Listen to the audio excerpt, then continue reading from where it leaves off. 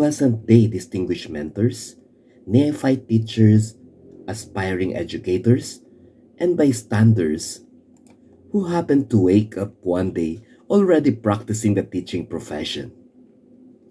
After 2 decades of teaching, this humble classroom professional would like to share with you practical knowledge, experiential observations, and lifeline skills in the 4 corners of the classrooms.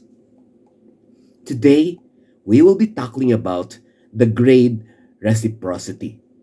Again, that is the grade reciprocity.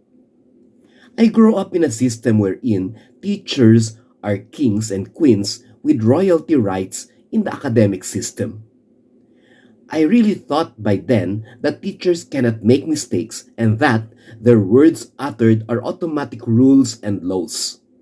However, as I crawled my way by education and reached the professional level of career orientation, I found out that teaching is more of a reciprocated system wherein it is not only the teacher grading the students, but also the students grading the teacher. The students can also grade the teacher. You're right. You hear that right. The question is how? Well, simple. Every grade given to the students is a two-way grade. First, it is the grade of the student's accomplishment to the teaching of the teacher. And second, it is the teaching effectiveness of the teacher in his or her transfer of knowledge and connectedness to the student. If you noticed, the first grade is the student's grade and the second grade is the teacher's grade. That is why there is actually no kings and queens and adaptive royalty inside the classroom, as teachers should also do their best so that the grade they will give each of their student will become a better and more presentable and reflective grade of themselves. Gone are the days when teachers function as if they are just the grade saviors of the students.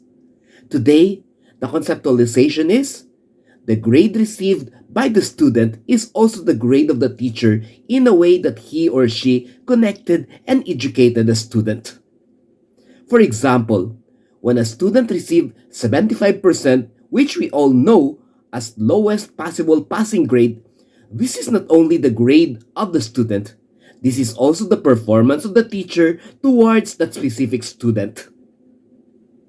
Meaning, he or she, as a teacher, has a grade of 75% in the educational impartation and understandability to that targeted student.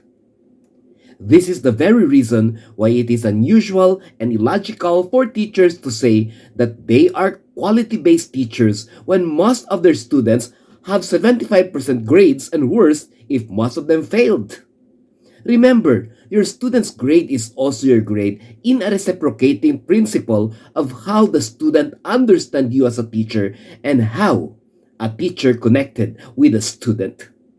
Thus, let us not misconceptualize having a high standard with a relatively poor performance in terms of individual education inside the classroom, in terms of our teaching. Oftentimes, when I was still in college, most of my baccalaureate teacher will say, I really have a high standard as only 5 out of 100 passed my exam. Well, apply the grade reciprocity principle. Maybe it was not a high standard after all. Rather, it is a sign of ineffectiveness of teaching strategies, resulting to poor connectedness as evidenced by lower than 50% passing mark in terms of total student population count. Today, let us be more sensible. In the student's grade, which is also your grade as a teacher, sensible and acceptable enough. The next time we will be proud of failing students, let us always remember it is not just the students who fail, but we teachers also failed. That is the reality most of us in this educational profession wish to evade. The best teacher is always one who is understood by the student and one that understands the student.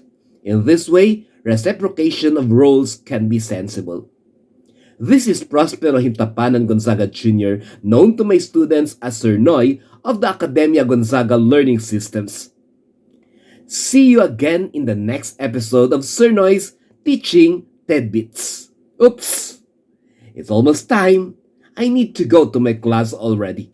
See you again soon, and may God bless you as you face your learners, as well as remember, once a teacher, always a teacher.